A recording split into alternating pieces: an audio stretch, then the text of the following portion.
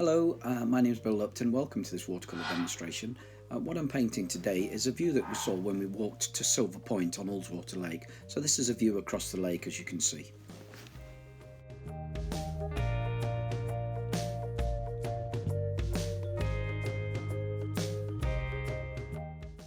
Well, there's a little bit of ultramarine blue in the sky in patches. I'm going to use the same ultramarine blue to paint in very quickly across the lake. What I'm intending with this painting is to keep the technique very simple but effective, so we finish with a nice picture that's not too detailed.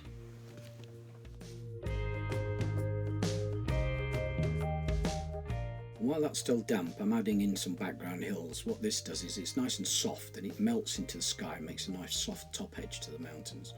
As I come forward, of course, I'm using slightly stronger colour. The recording playback is running at faster than normal speed, so we can move through the painting quite quickly as a demonstration.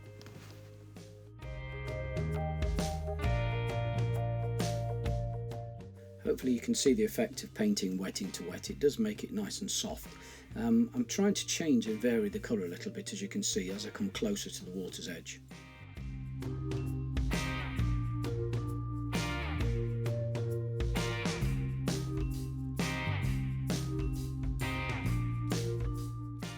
When I just use the corner of this quite large brush, I can get some quite small marks, and with a darker paint it just gives some nice undulation to those hills.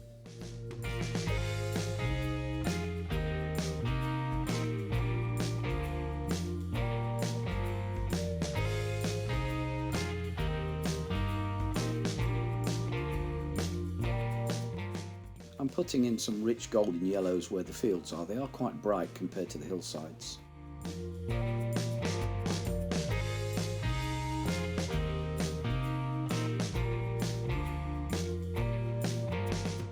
And I keep looking back at the photograph just as a reference to make sure I get these shapes sort of right.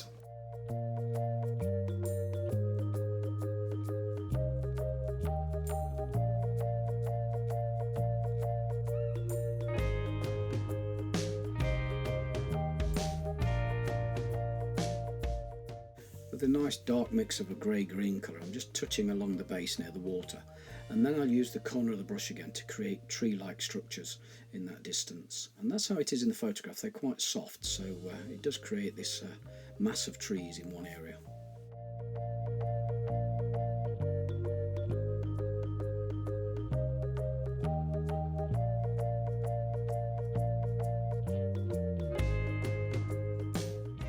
It is important that I move quickly because I still want this background to be damp while I'm popping these trees in.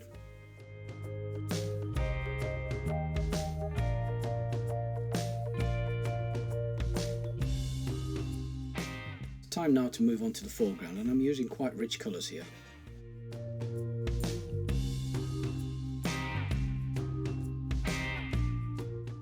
Using the corner of the brush again to create these tree structures, but because the water's dry now, these structures are quite hard edged, which means they've come forward in the painting.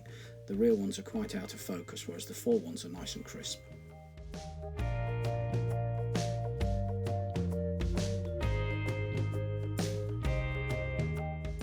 I'm using some really strong colour now in the foreground, and I'm also creating the dip in the landscape with the brush strokes.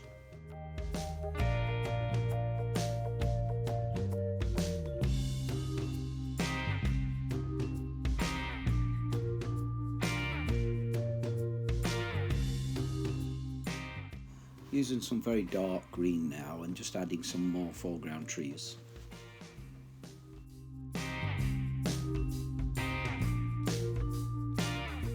Well, now the trees are painted, what I want to do is leave this to dry. And when it's dry, I use 1-inch flat brush with some warm paint to add detail for the foreground rocks.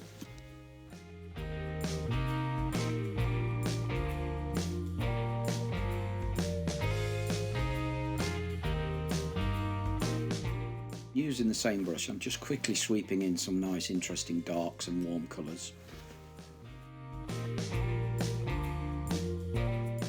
Just helps to bring this foreground to the front.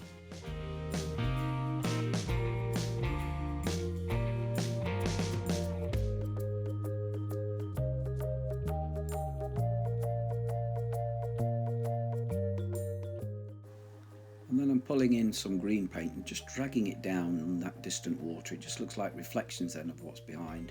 And then I'll use quite a wet brush and just sweep across to soften some of those reflections. And I quite often do this. I'm not too pleased with the sky, so what I'm doing is wetting it all over again and then adding some really dark grey stormy clouds. I do think it makes for a nicer painting. Hope you agree.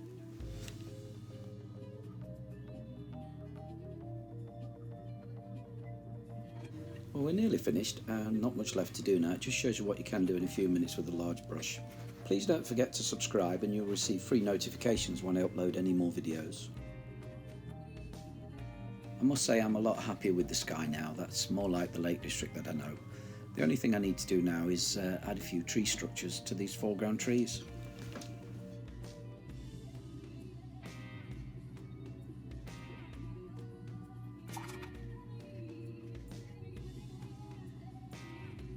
Well, there we go, last few brush strokes. Just remind ourselves of the original photograph, a wonderful view across Ullswater, and the final painting is somewhat simplified but still quite effective. Well, I hope you enjoyed that demonstration and look forward to seeing you again soon. Bye for now.